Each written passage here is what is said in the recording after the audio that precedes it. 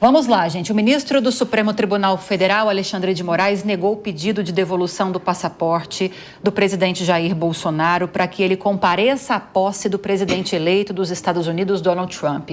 A decisão segue o entendimento da Procuradoria-Geral da República, que se manifestou contra a liberação do passaporte e indicou que não há interesse público na viagem. O documento do STF aponta que não há qualquer alteração que justifique a revogação da medida cautelar e cita ainda a possibilidade de tentativa de fuga do ex-presidente do Brasil.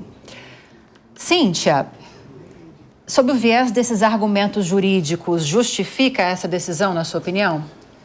Ai, eu aqui rezando para não ser comigo a primeira. Mas é lógico que seria a nossa advogada. Deixa é lógico. O pessoal vai falar.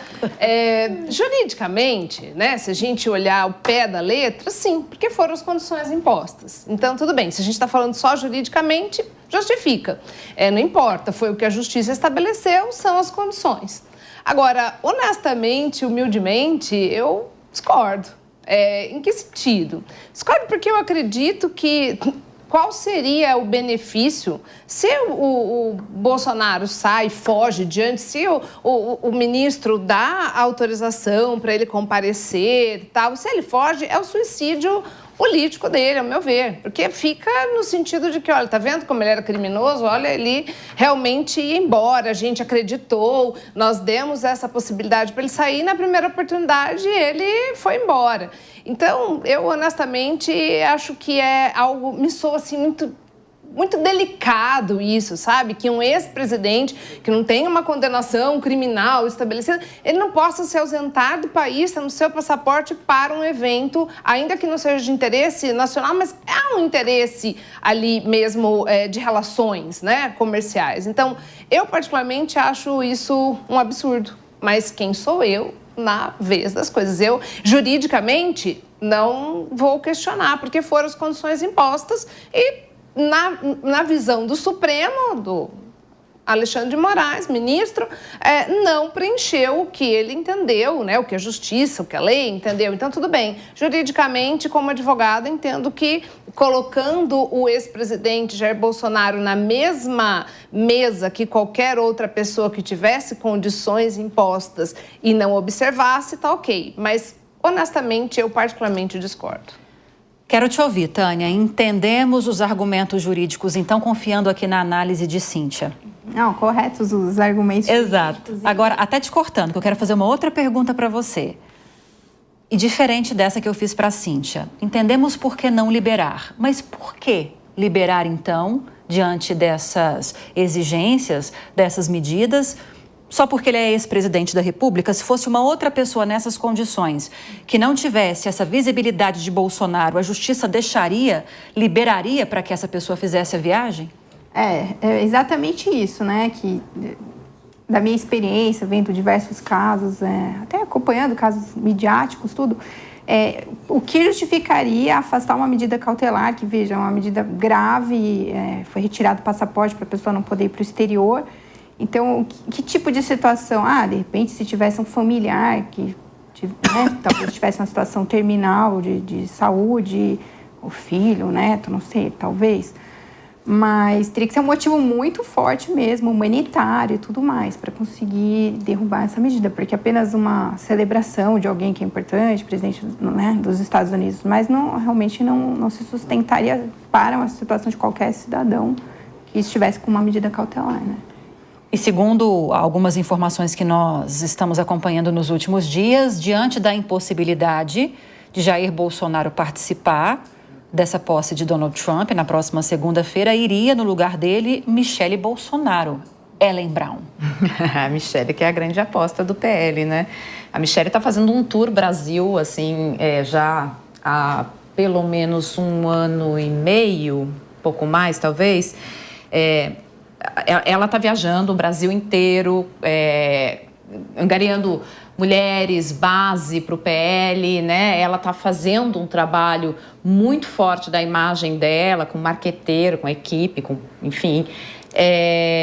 Já foram feitas uma série de pesquisas, algumas internas, outras públicas, sobre quem poderia concorrer em 2026, se não Bolsonaro. E nas pesquisas que saíram até agora, ela ainda está à frente de Tarcísio, ela ainda está à frente de Eduardo Bolsonaro.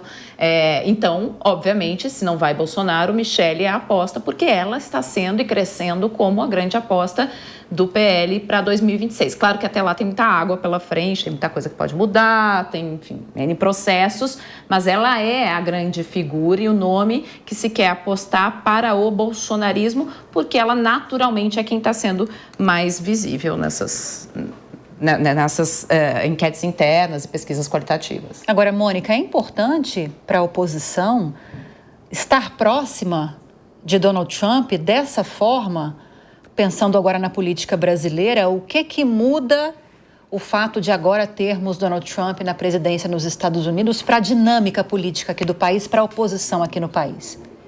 Internamente, para a oposição, eu acho apenas o que muda é eles terem argumentos, porque hoje já tem a Argentina, então ter os argumentos das coisas que vão ser feitas pelo Trump, talvez para dizer, olha como funciona, olha como dá certo, e para acirrar mais ainda a polarização em relação ao presidente Lula, dizer, olha como ele está se posicionando errado. Agora, essa história toda só está ajudando a fortalecer a narrativa de que Bolsonaro está sendo perseguido, ajudando a fortalecer a eventual candidata Michelle Bolsonaro, que vai estar lá e vai tirar fotos, e é muito ruim para o Brasil, porque Bolsonaro foi convidado, não porque ele é amiguinho do Trump, mas ele foi convidado na qualidade de ex-presidente.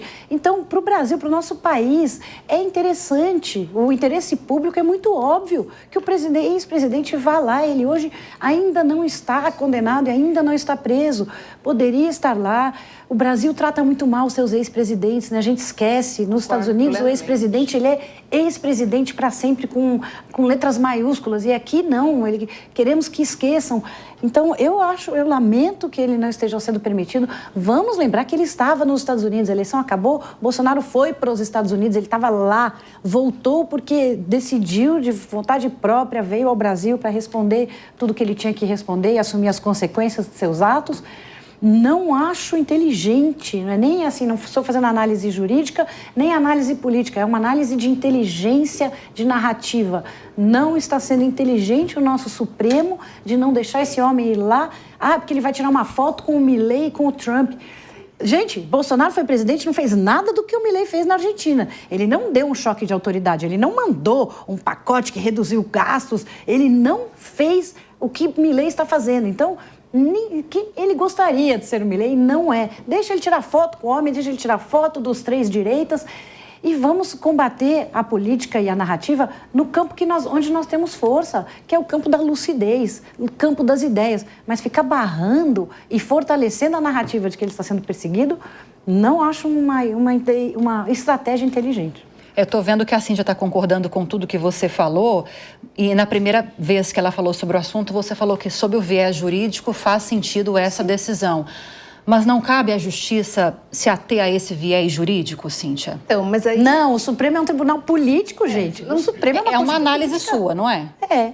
Então, mas eu concordo. Tirando a análise... Não, mas eu concordo, porque quando você disse, olha, jurídica, na ponta da letra, então tudo bem, foram condições fixadas. Agora, você não me perguntou se eu concordo com a fixação dessas condições nesse caso.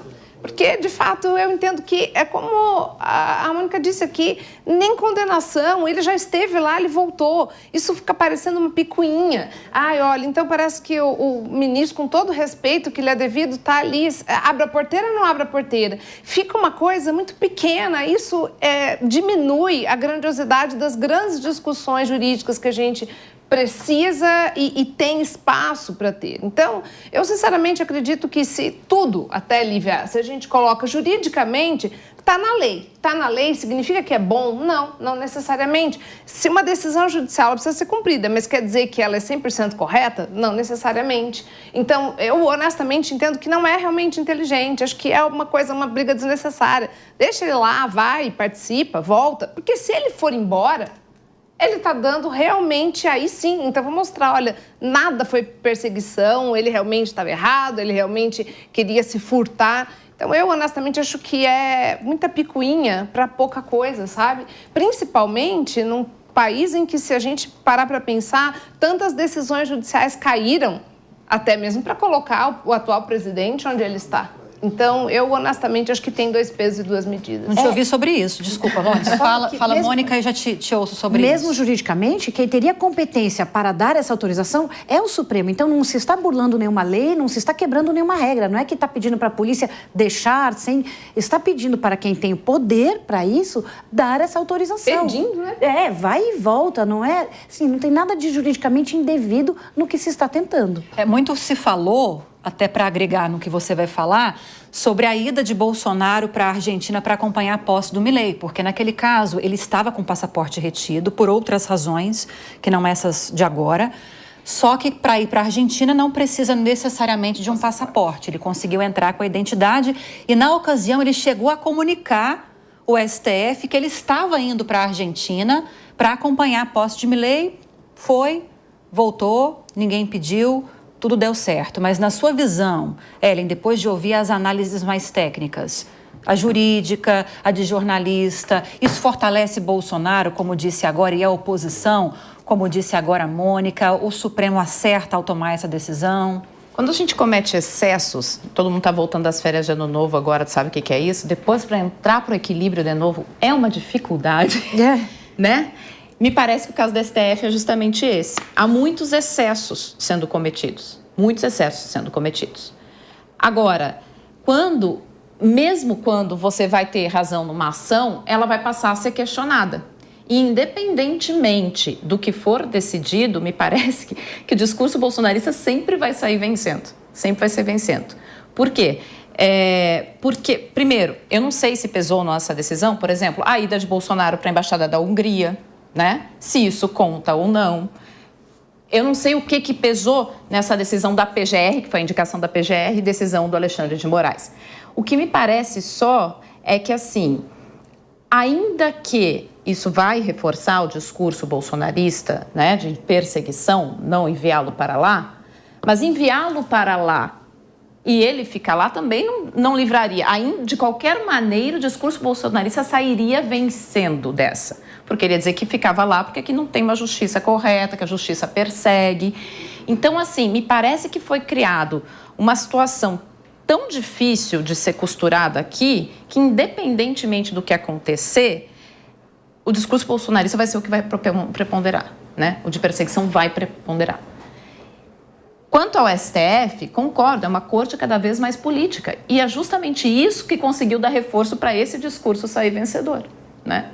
Então, eu tenho muitas dúvidas se essa decisão é a decisão mais adequada. Me parece que ele está no contexto de investigação, parece que há atitudes anteriores que podem ser levadas em consideração aqui com receio de que ele não volte. Mas, ainda assim, como foi um excesso de exageros, tudo que o STF decidir vai parecer perseguição e vai parecer estritamente político e não jurídico, e tudo que acontecer do outro lado vai sair como um discurso vitorioso. É a mesma estratégia que o Trump adota essa estratégia também. Ele cria um conflito, ele tira daquele conflito alguma vantagem e declara vitória.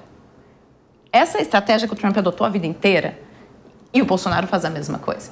Então, me parece que independentemente da decisão da justiça, que eu particularmente não consigo avaliar hoje se eu acho que ela é mais acertada ou não, se há exageros nessa decisão também ou não, não consigo fazer essa avaliação, eu consigo fazer a avaliação do discurso, que é, independentemente do que aconteceu, o discurso bolsonarista vai preponderar.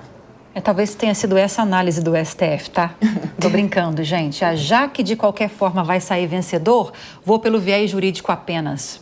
Não sei. Tô viajando. Vamos lá, vamos tocar a discussão. Agora, coitado do país que depende do STF para garantir uma democracia única e exclusivamente. Eu acho isso bem complicado. Especialmente o nosso. Eu acho bem complicado.